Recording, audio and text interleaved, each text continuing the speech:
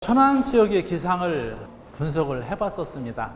7월 20일까지 비교를 해보면 올해 같은 기상은 5월 달에 온도가 높았고 뒤로 갈수록 온도가 떨어지는 기상이었어요. 7월 달에 일조시수를 보게 되면 일조시수가 83시간이에요. 전평년에 비해서 낮죠. 벼 색깔이 어떻습니까? 이삭거름을 줄 시기인데 이삭거름을 주지 않았는데 벼 색깔이 진해요, 안 진해요? 왜 진할까요? 비료가 많아서 이삭거름을 안 줬거든요. 이삭거름을 안 줬는데 엽색이 짙어요.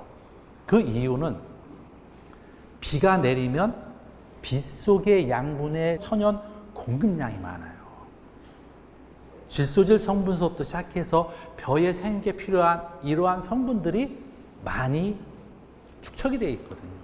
그렇기 때문에 비가 내리고 나면 벼 색깔 자체가 때깔이 나고 진해지고 이런 것이 하나의 요인이 되고, 또 하나는 광해에서 광합성장을 해야 되는데 햇볕이 없으니까 좀 도장하는 이런 형태, 이 두 가지 때문에 올해 엽색이 짙게 됩니다.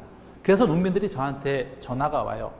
엽색이 짙은데 이삭거름을 어떻게 해줘야 될 건가요? 그렇게 질문이 오거든요. 소장도 길어진다고. 당연히 길어지죠. 질소질 비료 성분이 들어간 거고 햇볕이 없으니까 도장이 되니까 당연히 길어질 수밖에 없는 거죠. 엽색도 진해지고 초장도 길어지고, 결국 그 얘기는 도복과 연관성이 있다는 겁니다. 자, 여러분 청소년기 시기를 겪었습니까? 안 겪었습니까? 겪었죠? 언제 키가 컸어요? 중학교 때? 중학교 때 컸어요? 보통 중학교 때 많이 컸는데 저도 1년에 15cm가 크더라고. 그것이 청소년기에 키가 쫙 크는 시기가 있잖아요. 벼도 그 크는 시기가 있어요. 그게 언제일까요? 벼가 출수하기 전으로 역산해서 44일에서 20일 사이. 그 시기에 키가 쭉 커버립니다. 특히 우리가 이삭거름 주는 시기에 있어서는 3절간, 4절간 이쪽에 이삭거름을 주는 시기에 따라서. 그래서 아까 제가 15일에 주는 건 도복이 안 된다고 한 것은 1절간이 가장 길지만 1절간은 도복되는 경우가 없어요. 또 절간 신장기가 출수 전 20일에 끝나버리기 때문에 이삭거름을 늦게 주는 것은 도복의 약한 품종들, 이런 품종들은 늦게 주는 게 좋습니다. 그래서 올 같은 기상을 보게 되면 현재까지 기상을 보면 올해는 장마가 기상 관측소가 생긴 이래로 7월에 장마가 오는 세 번째이라고 하더라고요. 그래서 올해 전체적으로 벼 키가 크고 연약하고 또 엽색깔이 짙기 때문에 농민들이 이삭거름 언제 줘야 될 것인가 굉장히 관심을 많이 갖고 있는 한 해고, 또 이 상태로 지속이 되면 내가 비료를 주지 않았더라도 비가 와서 양분이 공급됐기 때문에 근본적으로 지금 키 크는 시기, 이 시기하고 겹치기 때문에 도복에 문제점을 가져올 수 있다는 얘기예요. 그래서 여러분들이 이삭거름을 줄 때 가급적이면 좀 늦게 주는 것이 좋습니다. 농민들은 출수 25일 전에 줘야 된다, 이게 딱 박혀 있거든요.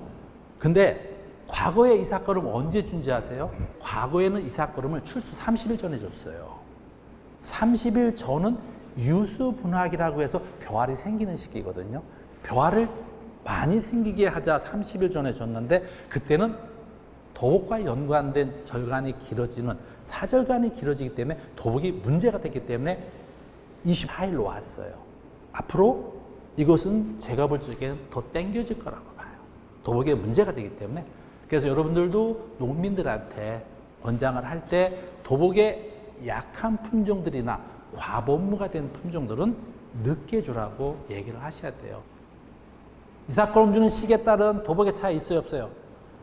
있잖아요. 자, 이거 보십시오. 똑같은 포장에 한 포장에는 출수 15일 전에 준 거고 25일에 줬어요.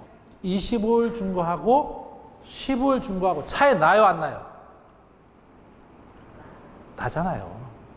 그래서 이삭거름을 늦게 주는 걸 여러분들이 올 같은 경우에 특히 농민들한테 지도를 많이 하셔야 돼요. 지금 시기에 도열병이 문제입니다. 자, 도열병이 포자가 하루에 몇 개 생길까요? 2,000개에서 2만 개까지 포자가 생겨서 퍼져버립니다.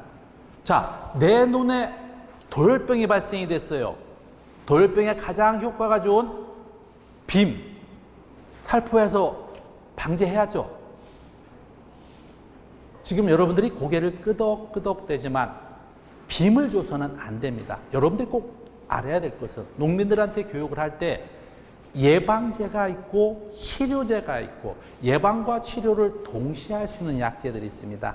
다시 말해서 빔은 예방제입니다. 병이 발생된 상태에서 줘서는 효과가 또 떨어진다는 얘기죠.